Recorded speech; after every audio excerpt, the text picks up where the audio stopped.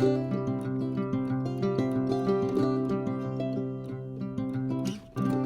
my friend, Mr. Jon Bond, a well-known naturalist and artist and lifelong resident here. Hi, John. Peace. Tell us about that creek. This is the Little Pine Creek, the Kleine Pine Creek. It's actually mentioned in the early deeds of the church right across the street here. And it was the water source for the church, obviously, in addition to the one-room schoolhouse right here, which was built in relationship to the Pennsylvania's Act in about 1834 for the public school system. And how old is this church? The original church goes to 1761. This particular structure was built in 1853. Wow. Yeah. Okay, so here we have the Little Pine Creek. That runs all the way through the Eck, doesn't it? It runs down through the state game lands. And this runs down the valley, which is called the Rosenthal, the Valley of the Roses. And it joins the bigger Pine Creek, which begins up near Hawk Mountain Sanctuary. Yeah, okay. And then, of course, this feeds into the Ontoloni. Ontoloni feeds into the Schuylkill. So some of this water is being enjoyed by the folks in Reading, Pottstown, Philadelphia, you name it. Right, and it's clean, clear water coming out of springs high up in the mountain, right? Absolutely. They're actually built a few riparian zones up the valley here to even purify the water more. Years ago, obviously, a lot of the cows were grazing right along the stream banks, and they've improved this watershed tremendously over the last 2 decades for sure. And just to complete the mood, I turn around, I look over your shoulder there, and off in the distance we see the Pinnacle, I think. That is the Pinnacle. It's the highest, or maybe the second highest topographical peak in Berks County. It's obviously the best vista looking down through to Reading area and the Lehigh Valley as well. And it's a very neat place. And I painted it many times over the years, but the thing that I always wondered, I put in my mind, is I wish we would have known what the Lenape Indians named that place, because they named all these areas. Yeah, they probably didn't name it the Pinnacle. They didn't name it the Pinnacle, but I'm sure it had a very spiritual name to them. For sure, because of that lookout. When you're up there, yeah. And you and I have both been up there many times, it's a spectacular view, maybe not on an overcast day like today, but this is a great day for fishing. And so let's go to what we're going to do is here, we're going to explore the pond and the water source that served the earliest settlers of this area here. Of course, as John said, the Native Americans, the Lenni Lenape, were here first, and then came the settlers. And so you would have a water system, and then you'd have, well, this is nothing short of a pond, or the old swimming hole, they might say, right? Let's go over here. It definitely was a fishing hole and a swimming hole. My dad and his siblings were born right across up this road here, and I'm sure after a day of hard work in the fields making hay, they probably jumped in this swimming hole to cool off and have a little frolic. I still can't get over this setting. Oh my God, it's gorgeous. And a little bit later, we're going to go over to the main farm pond.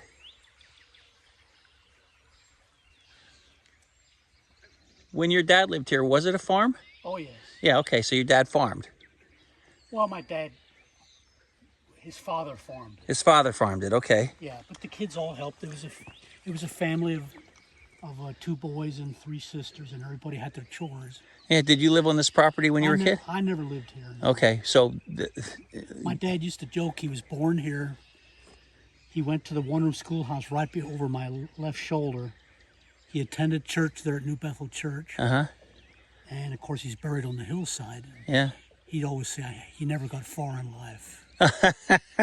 Well, I mean, that's probably a good thing. He put down roots. I mean, but you're right from this area. You haven't moved away. No, I mean, my family, my siblings have been all over the world. Mm-hmm. But they've all come home, so to speak. Well, it's gorgeous up here.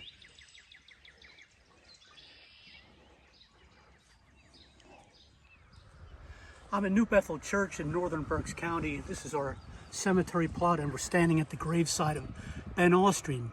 Ben Austrian was one of the favorite sons of Berks County in the late 1800s, early 1900s. He loved painting chicks and landscapes.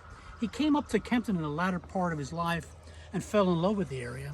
And he ended up being buried here, dying at the young age of around I think he was age 51 or so. His studio was really lined up from his tombstone to over there at the Pinnacle, and he just captured the beautiful landscape there and the sunsets along the Kittatinny Ridge. When Ben died, he was the only Jewish person buried here at New Bethel Church, and to this day, I think he's still the only one of the Jews buried here at New Bethel. His wife Molly survived him by many years. She remarried, and she's buried next to Ben along with her second husband. So the folk tale here is in Kempton is that Molly Austrian is buried snug as a bug between the rug, between her two husbands. Tell us a little bit about what was the most iconic Ben Austrian work. Well, Ben was really famous for chicks, baby chicks. He had chicks of his own, as in chickens, and he was famous for creating the Bon Ami chick. Bon Ami was a cleansing powder, which is still in use. Probably not as much as it was years ago, but Ben Austrian became synonymous with painting chicks. You yourself paint chicks too, though. I've done a number of chick paintings, but they're not in any form in his league of and quality of painting. He really had a touch and a beautiful way of capturing the fluff of a newborn chick. So his paintings are highly collected. They're treasured, especially by Berks Countyans. And they still can be found. Every once in a while, someone comes up to my art gallery and tells me about a Ben Austrian painting that they have that's been handed down to them. It's kind of neat to hear those stories. Some years ago, you and I put together a collection of art and music, all that we created. Sometimes your art inspiring the music I wrote, and sometimes vice versa, the music I wrote inspiring your art. And you had hens and chicks in there, and there's a tune that goes with that. And, yes. And that collection is called The Place I Call Home, and you can still available from your studio, right?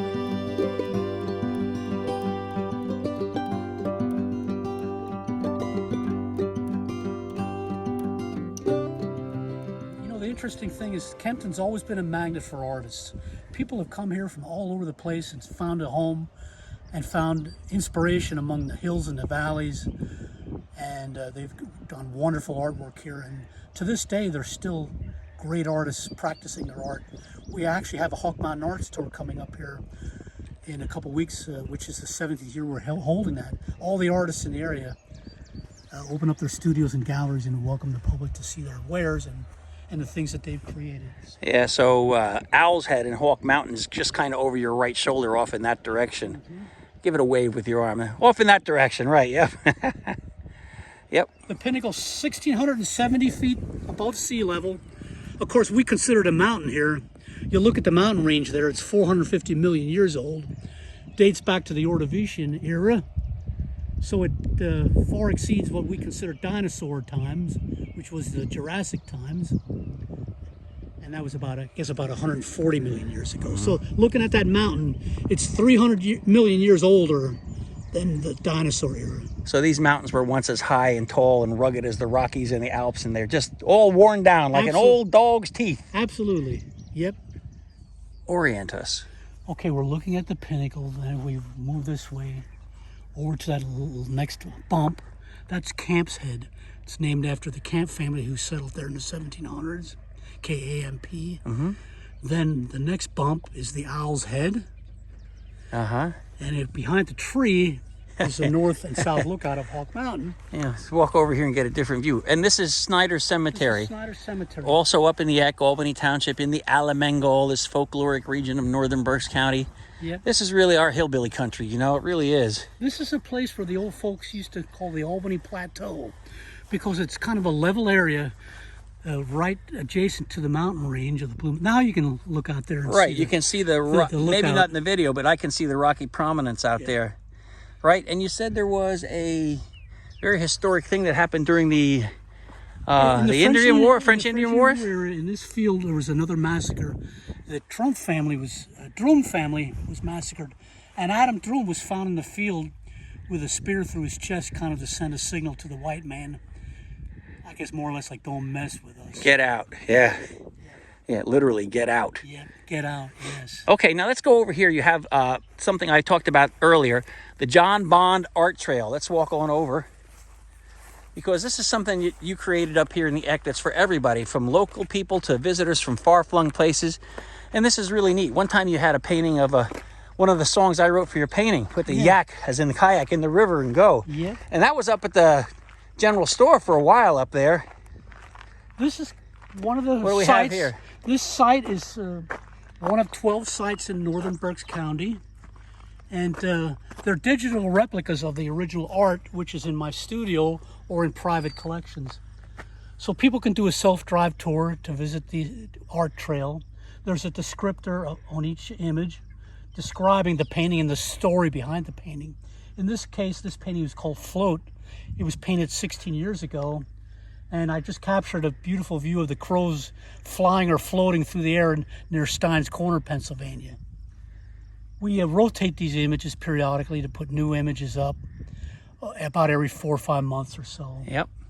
And so that's the Jon Bond Art Trail. And I love to hear the stories of people that have taken the tour and write back to me or phone me or email me and tell me how it inspired them to enjoy the scenery as much as I have enjoyed the scenery. Getting people in the great outdoors in one of the most beautiful areas of our homeland here.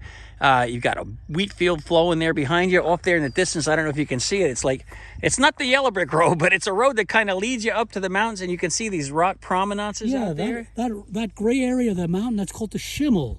The Schimmel. The Schimmel. The Schimmel actually meant two things in Pennsylvania Dutch. A Schimmel was an old everyday hunting rifle, a Jaeger. It was also called gray or white horse. So years ago, the rock formation looked like a white horse. And it's been known the Schimmel as long as I can remember. That's cool. Really cool. So this is the Albany Plateau. The old folks used to tell me, Johnny, when I'm up in the Albany Plateau, I feel I can reach out and touch heaven. Yeah, no and that's kidding. the feeling I get up here. Especially look at the blues and the greens and the rustic old home in the background and the fertile fields and the crops growing and the bucolic little cemetery here. Yeah, it's a little piece of heaven up here, that's for sure. Well, I've been spending my morning with my buddy Dave Klein, musician and raconteur, and I want to share with everybody a brand new piece of art that I've created. I draw a lot of inspiration not only from the scenery, but from music and from the written word, including my favorite poet, Robert Frost. And Frost wrote a poem called Birches. It's about young boys finding things to do and bending down birches in the woods to spend their time. And I do remember Dave writing a story a few years ago at the Reading Eagle, for the Reading Eagle, about climbing trees and bending them over and launching. Oh, yes. And this is exactly what Robert Frost was referring to, that he did as a New England boy. So this is the painting. It's based on birches. Oh, that's fantastic. And it's a brand new oil on a wood panel. And I took the last few phrases from Frost's poem, and it goes something like this.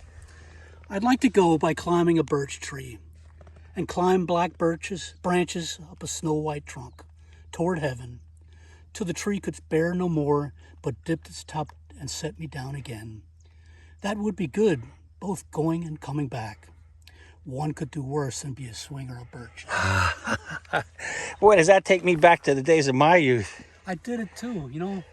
We climb branches and launch, and birches are good for that, especially because the grain in the wood lets the tree kind of flex They're back. supple, yeah. They're supple.